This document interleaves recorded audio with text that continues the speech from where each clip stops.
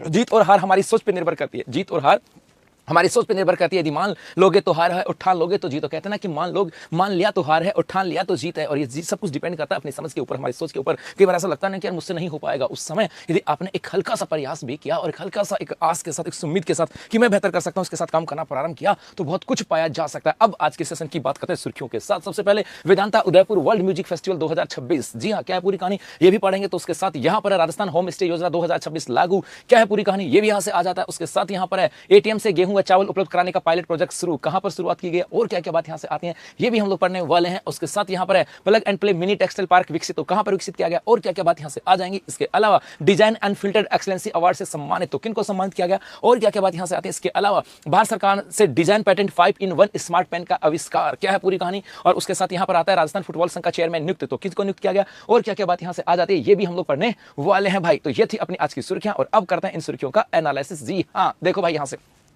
पहला प्रश्न यहां पर है कि Vedanta Udaipur world music festival 2026 का आयोजन कहां पे किया गया। तो इसका जवाब हो जाएगा आपके पिछोला झील उदयपुर के अंदर, ऑप्शन सी जो होगा ये इसका सही जवाब है। अब ये कहता क्या है, कहता कुछ भी नहीं है, सीधा सीधा यहां पर आ जाता है साहब।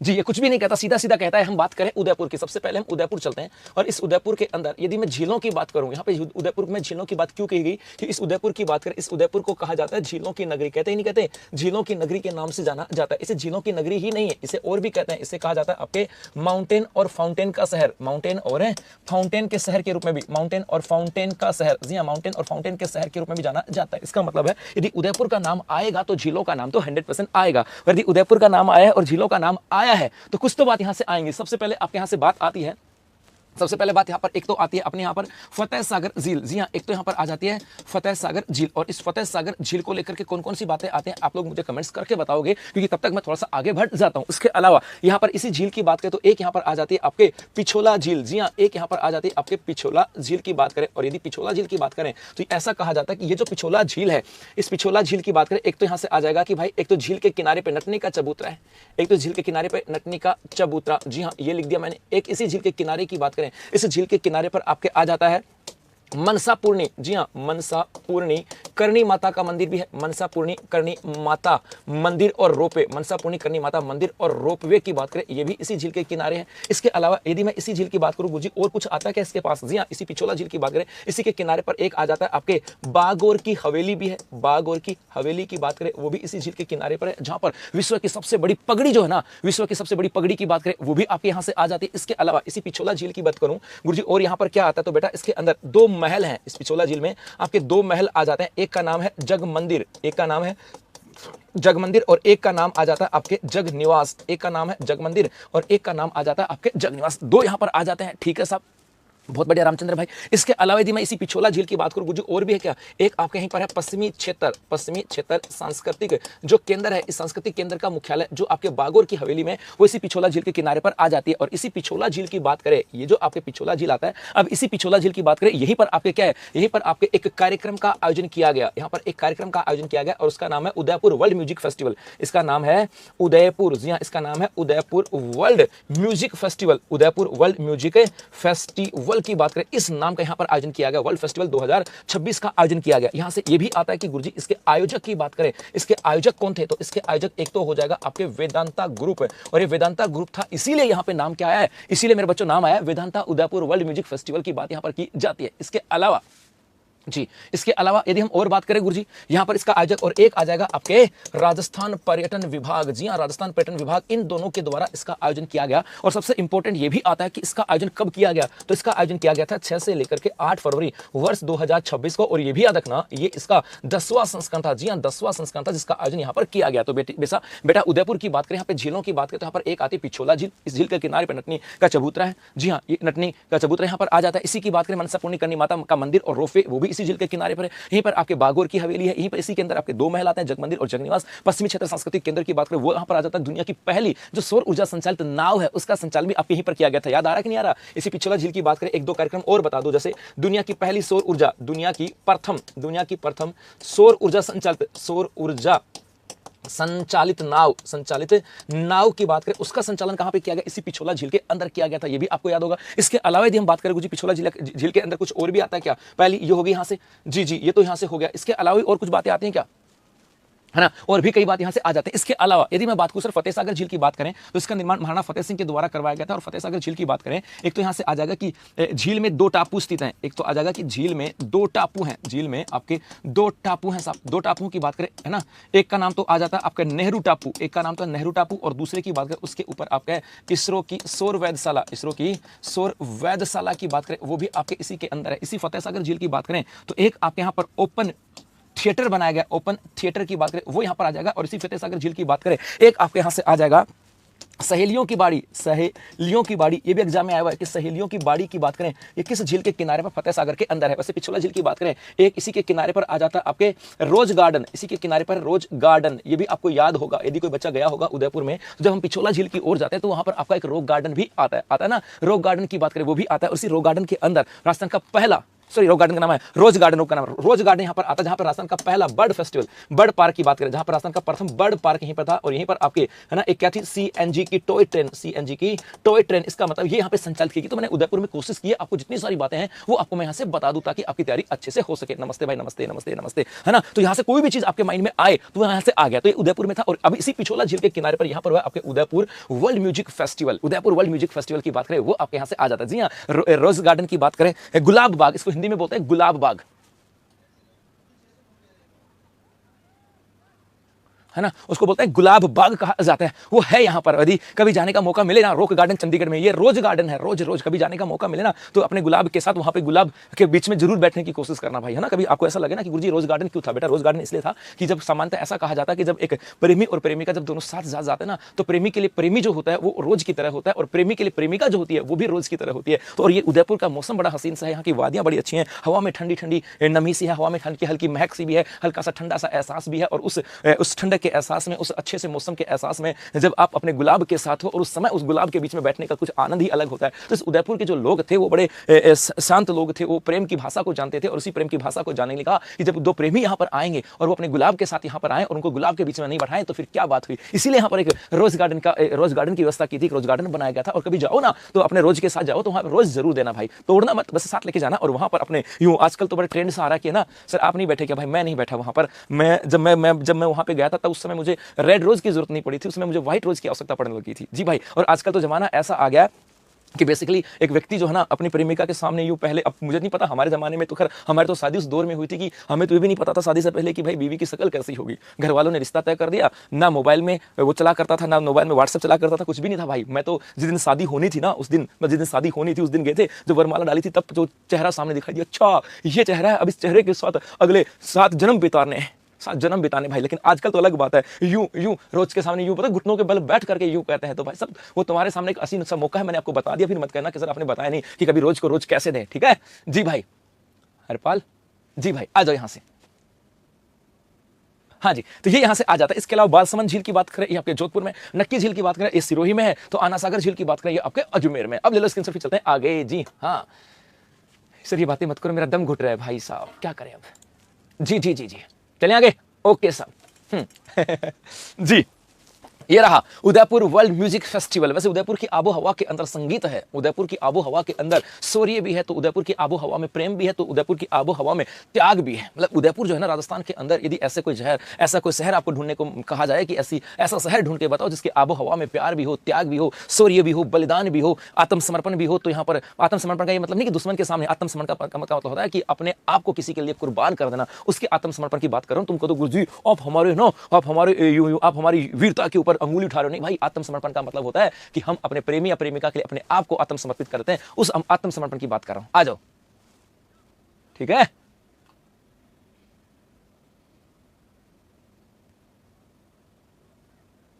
राजस्थान की शब्दावली वाली क्लास भी आएगी भाई। चलो आगे देखो, ये रहा इसका English version, where is the Vedanta Udaipur world music festival 2026 being held. तो आ जाएगा लेक पिछोला उदयपुर। अगला यहां पर है राजस्थान होम स्टे योजना से संबंधित निम्नलिखित कथनों को पढ़िएगा और सही विकल्प को चुनेगा। अब इस प्रश्न को तो बाद में पढ़ेंगे, पहले सुनो यहां से।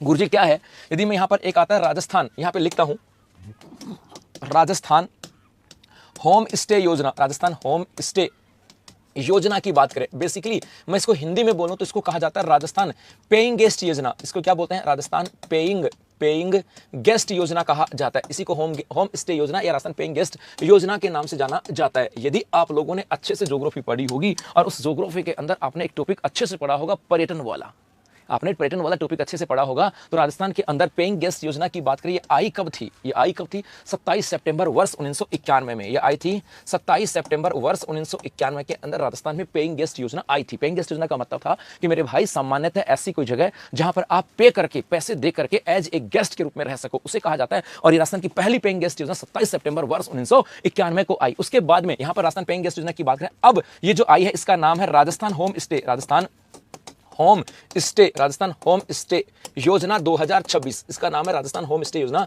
2026। ये इंग्लिश के अंदर है, वैसे हिंदी में नाम यही होगा, राजस्थान पेइंग गेस्ट योजना 2026। जी बेटा पढ़ लिया। ओम प्रकाश गुजर गुलगुले पढ़ा दिया मैंने। काका खेतरी झुंझुनू के तोंदा में रीड नामक टीले से। हाँ मेरे गुलगुले मैंने अपनी कक्षा के अंदर आज से लगभग 2 महीने या 3 महीने पहले पढ़ा दिया मेरे गुलगुले। ठीक है जी, ये यहाँ से आ जाता है। तो पेइंग गेस्ट योजना की बात करें, ये यहाँ से आई। गुरुजी आता है कि इसकी अधिसूचना कब जारी हुई? तो मेरे बच्चों इसकी अधिसूचना की बात करें, ये आपके जारी हुई थी 21 फरवरी वर्ष 2026 को। इसकी अधिसूचना कब आई? 21 फरवरी 2026 को आई थी। और यहां से एक चीज और आती है कि गुरुजी इसका उद्देश्य क्या था? इसका उद्देश्य था ईज ऑफ डूइंग बिजनेस। इसका उद्देश्य था ईज ऑफ डूइंग बिजनेस। जी इसका नाम था, इसका उद्देश्य था, एक तो हो जाएगा ease of doing business, ease of doing business, business की बात करें ईज ऑफ डूइंग बिजनेस। और एक यहां से नाम हो जाएगा ईज ऑफ डूइंग बिजनेस, और एक हो जाएगा आपके ईज ऑफ लिविंग की बात करें, एक हो जाएगा आपके ईज ऑफ लिविंग। जी हाँ, ईज ऑफ लिविंग की बात करें, ये जो ईज ऑफ लिविंग है, ये दो कॉन्सेप्ट हैं, ease of business, ease of doing business और ईज ऑफ लिविंग की बात करें। इसकी अवधारणा को, ये जो अवधारणा है, अवधारणा को जमीन पे उतारना, अवधारणा को धरातल पे उतारना, अवधारणा को धरातल पर उतारना, उतारना, ये यहां से इसका कॉन्सेप्ट आ जाएगा। ठीक है साहब। यहां पर एक और आता है गुरुजी, ये जो आपके राजस्थान पेइंग गेस्ट योजना 2026 की बात करें, इसके अंदर कुछ और भी है क्या? हाँ, इसके अंदर कहा गया कि आवासीय अनुमत कमरों की संख्या, एक यहां से आ जाता है आवासीय अनुमत कमरों की संख्या, कमरों की संख्या 5 से बढ़ाकर 8, संख्या 5 से बढ़ाकर कितनी कर दी गई? 8, बढ़ाकर 8 कर दी गई, बढ़ाकर कितनी कर दी गई? 8। इसका मतलब क्या था बेटा समझना, इसका मतलब यह था कि पहले यहां से बात करें, एक सेकंड भाई,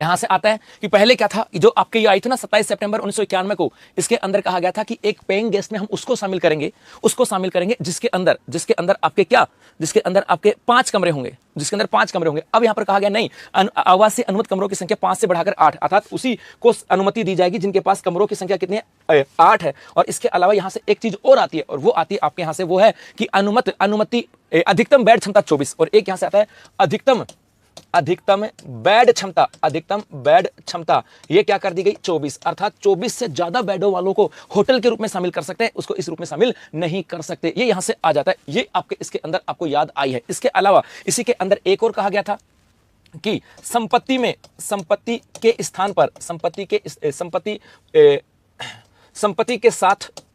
के साथ मालिक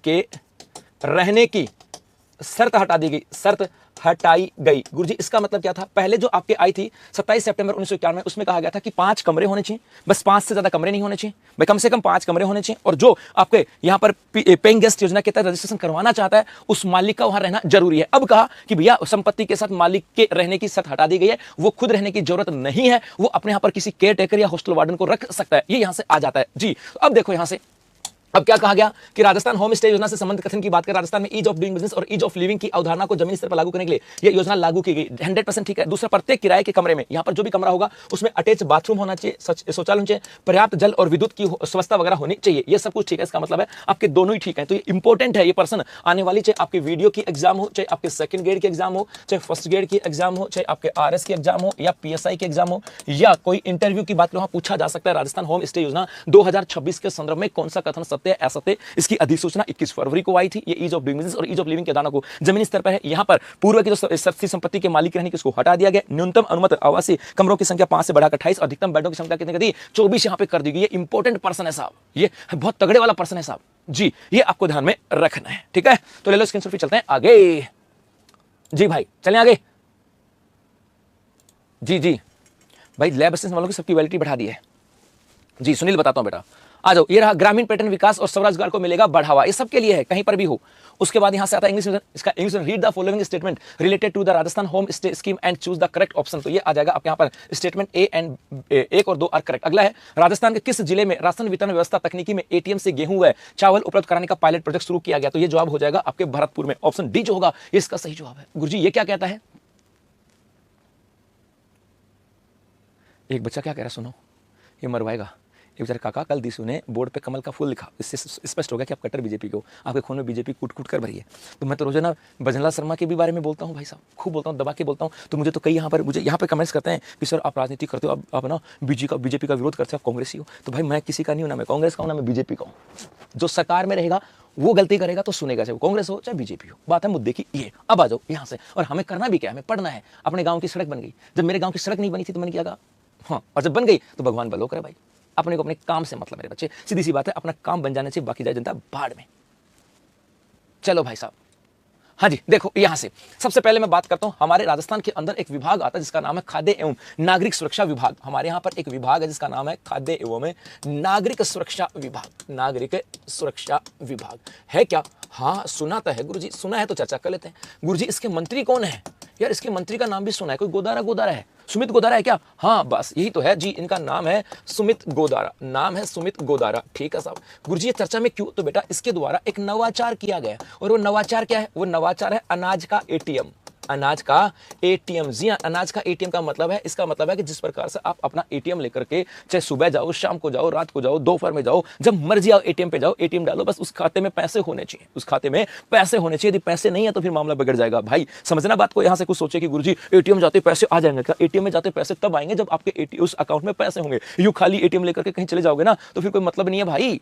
तो सीधा सीधा याद रखना कि अकाउंट में पैसे होंगे तब एटीएम काम करता है। तुम सोचो हमारे घर में ना दिसू कह रही थी, पापा मैंने एटीएम दे दे। मैंने बेटा क्या करेगी? पापा इस एटीएम को, ये कार्ड ना, इसको एटीएम में देते ना तो फिर पैसे निकल के आते हैं। मैंने हाँ बेटा इसको कार्ड में डालते हैं तो पैसे निकल के आते हैं। बोले हाँ, तो फिर पापा आप इतने से क्यों निकालते हो? इतने सारे निकाला करो। मैंने बेटा अकाउंट में पैसे इतने से ही होते हैं, इतने से तो इतने से निकलेंगे ना, ज्यादा होते तो ज्यादा निकलते। बोले ऐसा होता है कि मैंने हाँ, तो कई बार ऐसा लगता है ना कि एटीएम से पैसे नहीं निकलेंगे, अकाउंट में पैसे होंगे तो निकलेंगे। तो अकाउंट में पैसे रखना जरूरी है। हाँ कहीं सोचो कि गुरुजी बस एटीएम लेकर चल पड़े। गुरुजी रात आपने कहा था नरेंद्र जी ने कि रात को 2 बजे जाओ, चाहे सुबह 1 बजे जाओ, चाहे दोपहर में 11 जाओ, और जाकर के ना और एटीएम मशीन में डाला और कहा ले पैसे दे। वो पैसे नहीं देगा भैया, अकाउंट में पैसे होने जरूरी है जी।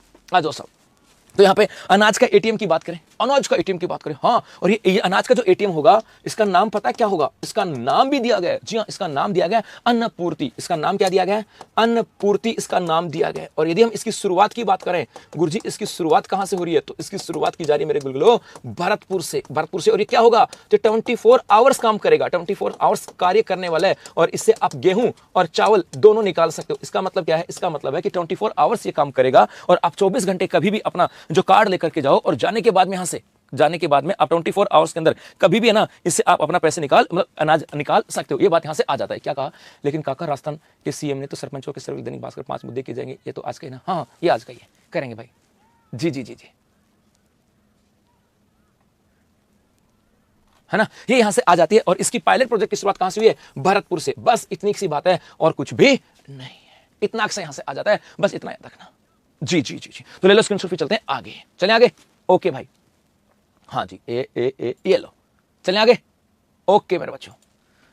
हाँ ये रहा नवाचार, अब एटीएम की तरह 24 घंटे निकलेगा। गेहूं व चावल की बात करें, ये यहां से आ जाता है। राजस्थान में अन्नपूर्ति से बदलेगी राजस्थान अवस्था, लाइन से मिलेगी मुक्ति। जी हाँ, इस प्रकार से एक मशीन लगेगी, यहां पर इसमें एटीएम डालोगे और ये मशीन होगी, और इस मशीन से आपके गेहूं या जो चावल होगा वो आपके निकल के यहां से आ जाएगा। जी हाँ, चलो भाई, इसका इंग्लिश वर्जन है कि in which district of Rajasthan has a pilot project been launch to provide wheat and rice through ATM in the rational district distribution system. तो ये आपके आ जाएगा भरतपुर में। अगला यहां पर है, हाल ही में राजस्थान में plug and play mini textile park कहां विकसित किया जाएगा? तो कहां विकसित किया जाएगा? कोटा में। अब मेरे बच्चों यहाँ पे दो बातें हैं, यहाँ पे दो बातें आई हैं गुरुजी। एक तो यहां से आया है plug and play, plug and play, ये क्या होता है ये भी बताता हूं। एक तो ये यहां से आया है जी, प्लग एंड प्ले की बात हुई है, एक तो ये यहां से आया, और दूसरा यहां पर एक नाम आया है आपके टेक्सटाइल पार्क। तो पहले यहां से देखते हैं टेक्सटाइल पार्क। टेक्सटाइल पार्क का मतलब क्या होता है? पहले मुझे एक चीज बता दो यार, है ना, इतने बच्चे अच्छे अच्छे प्यारे प्यारे सुंदर सुंदर गुलगुलों से बच्चे हो, ये बताओ पार्क का मतलब क्या होता है? पार्क का मतलब क्या होता है। और जहां तक मुझे पता है पार्क का मतलब आपको ये लगता है कि सर ये होता है वो जगह जहां पर हम सुबह शाम जाते हैं, है ना, जहां पर हम घूमने जाते हैं। मैं ज्यादा कुछ नहीं बोलूंगा क्योंकि मैं ज्यादा बोलूंगा तो अब उससे ज्यादा समझ जाओगे, और मैं कम बोलूंगा तो भी तुम समझ जाओगे। तो तुम्हारी नजर में पार्क कौन सा है?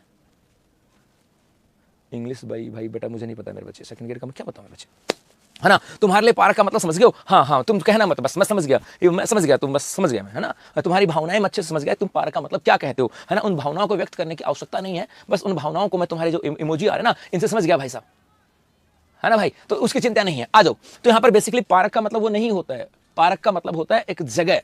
पार्क का मतलब है आप जिस पार्क की बात करें ना वो पार्क नहीं होता, पार्क का मतलब होता है स्थान, पार्क का मतलब होता है स्थान। और टेक्सटाइल पार्क का मतलब है एक ऐसा स्थान जहां पे कपड़ा फैक्ट्रियां हैं, जहां टेक्सटाइल इकाइयां हैं, जहां पे टेक्सटाइल की फैक्ट्रियां, उसको बोलेंगे टेक्सटाइल पार्क। टेक्सटाइल पार्क का मतलब है एग्जैक्ट वह स्थान जहां पे टेक्सटाइल की फैक्ट्रियां हैं, उसे बोलेंगे टेक्सटाइल पार्क जी। और गुरुजी राजस्थान में टेक्सटाइल पार्क है क्या? 100% राजस्थान में टेक्सटाइल पार्क है। कहां पर? एक तो हो जाएगा आपके जयपुर इंटीग्रेटेड टेक्सटाइल पार्क, एक तो हो जाएगा आपके जयपुर इंटीग्रेटेड पार्क, और ये जो है ये आपके बगरू में है। और बगरू कहां? जयपुर में है। ठीक है गुरुजी, एक तो बगरू में है, एक जयपुर टेक्स वीविंग पार्क है, एक हो जाएगा आपके जयपुर टेक्स वीविंग, जयपुर टेक्सटाइल की बात करें, textiles weaving park, weaving park की बात करें। और ये जो है ये आपके किशनगढ़ में है, ये जो है मेरे गुलगुलो ये किशनगढ़ में है। और किशनगढ़ कहां पड़ता है?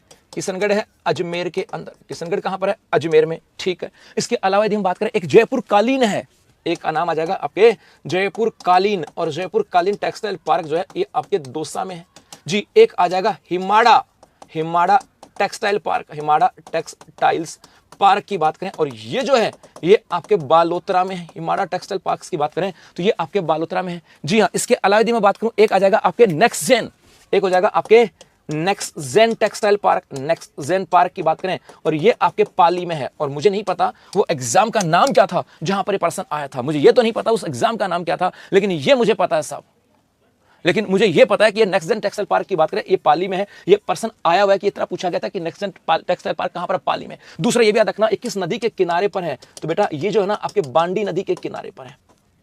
किस नदी किनारे पर है? आपकी नदी है पाली में, बांडी नदी उसके किनारे पर। और इसी नेक्स्ट जेन पार्क की बात करें यहीं पर आपके उम्मेद मिल्स की बात करते हैं, जो आपके उम्मेद मिल्स है ना पाली में, वो इसी के अंदर है। ठीक है साहब, ये तो यहां पर हो गया जी, ये तो टेक्सटाइल पार्क है। एक आता गुरुजी plug and play. Plug and play का मतलब है यदि आ जाए कि गुरुजी इस पहल की बात करें, ये किसकी पहल है? ये रिको की पहल है। रिको की पहल का मतलब है जैसे आप में से कोई व्यक्ति कहे कि गुरुजी हम नौकरी मांगने वाले नहीं नौकरी देने वाले बनेंगे, जैसा कि दिया कुमारी जी ने कहा था ना, याद है कि बजट भूल गए?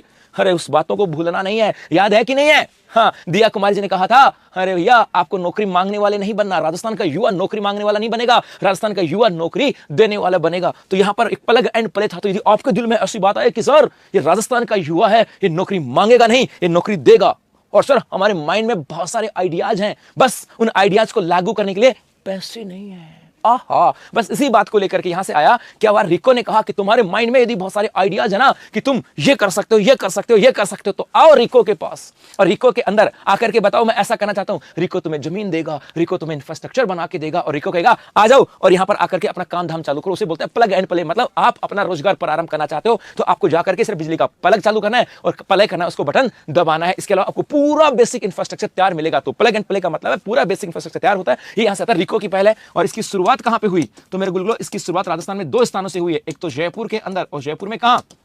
सीतापुरा। जोधपुर की बात करें, जोधपुर में भी इसकी शुरुआत होगी। कहां? जोधपुर में आपके बोरनाड़ा, जोधपुर में बोरनाड़ा। और यहां पर इसी शुरुआत में एक अपना अभी आया है बजट 2026-27, याद करो मैंने पढ़ाया था और इसमें कहा था कि इस बजट में कहा गया था कि हर संभाग मुख्यालयों पर प्लग एंड प्ले की शुरुआत की जाएगी। तो यहां पर आ जाएगा संभाग मुख्यालय पर। संभाग मुख्यालय पर क्या होगा? संभाग मुख्यालय पर होगा आपका प्लग एंड प्ले की घोषणा की गई थी, प्ले की घोषणा की गई थी। ठीक है साहब। तो इस प्लग एंड प्ले के आधार पर आपका एक टेक्सटाइल पार्क है। टेक्सटाइल पार्क कौन सा? Mini textile park. ये कहां? ये होगा आपके कोटा में। कहां? कोटा के अंदर। बस इतनी सी बात है और कुछ भी नहीं है साहब। जी, इतनी सी बात है और कुछ भी नहीं। इसके अलावा बच्चे ने कहा सर भीलवाड़ा के अंदर भी आपके प्लग एंड प्ले का मिनी टेक्सटाइल पार्क, तो एक तो कोटा में हो जाएगा और एक आपके इस भीलवाड़ा में भी होगा। यहीं पर भी आप यहां पर भी होगा एक आपका टेक्सटाइल का मिनी है ना, मिनी प्लग एंड प्ले की बात करें यहां पर भी होगा आपके साथ। यहां पर भी होगा जी। तो कोटा में भी होगा और आपके कहां पर?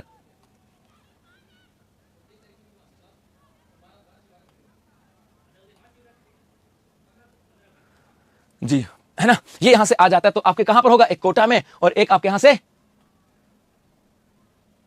ले ले भाई मनोज, और एक आपके भीलवाड़ा के अंदर। ये दोनों जगह आ जाए और दोनों का नाम आ जाए तो मुख्य रूप से इंपॉर्टेंट कौन सा, आपके भीलवाड़ा। जी हाँ, ये दोनों का नाम यहां से आ जाएगा, बस इतनी सी बात है। तो टेक्सटाइल पार्क याद रखना, प्लग एंड प्ले का है और इसकी शुरुआत कहां से हुई ये भी आपको ध्यान में रखना है। ठीक है, चले आगे। ओके मेरे बच्चों, आगे देखते हैं। ले लो इसके आंसर, फिर चलते हैं आगे। जी भाई आगे देखो जी, where will the plug and play mini textile park be developed in Rajasthan, तो ये आपके आ जाएगा कोटा के अंदर। अगला यहां पर है, हाल ही में राजस्थान के किस आर्किटेक्ट को डिजाइन अनफिल्टर्ड एक्सीलेंसी अवार्ड से सम्मानित किया गया, तो नाम आ जाएगा आपके रिया अग्रवाल। ऑप्शन डी होगा इसका सही जवाब, ऑप्शन डी की बात इसका सही जवाब है। ये कुछ नहीं है, जी हाँ, यदि मैं बात करूं इसके अंदर है कुछ नहीं, हाल ही के अंदर एक अवार्ड दिया गया जिसका नाम है डिजाइन अनफिल्टर्ड की बात करें, अनफिल्टर्ड डिजाइन अनफिल्टर्ड, जी हां, एक्सीलेंसी की बात करें, एक्सीलेंसी, ये अवार्ड दिया गया, एक्सीलेंसी अवार्ड। और किसको दिया गया मेरे बच्चों, तो ये दिया गया आपके रिया अग्रवाल को। किसको दिया गया, रिया अग्रवाल। बस इतना सही है, छोटा सा पर्सन है, लेकिन यहां पर आपके एक नाम है आपके कविता चौधरी और एक नाम है धापा देवी। एक नाम है कविता चौधरी और एक नाम हो जाएगा आपके धापा देवी, है कि नहीं है। और इनको क्या दिया गया था, इन दोनों को अवार्ड दिया गया था डिजाइन इनोवेशन, इनको दिया गया था आपके design innovation award, design innovation award दिया गया था। तो यहां पर एक नाम है डूंगर राम की बात करें और बेटा इन्हें वर्ष 2024 का राष्ट्रीय हथकरघा अवार्ड दिया गया था। इनको क्या दिया गया था, 2024 राष्ट्रीय हथकरघा अवार्ड, राष्ट्रीय हथकरघा अवार्ड, राष्ट्रीय हथकरघा अवार्ड 2024 की बात करें, ये किसको दिया गया था, डूंगर राम को। बस इतनी सी बात है। तो ले लो इसके आंसर, फिर चलते हैं आगे।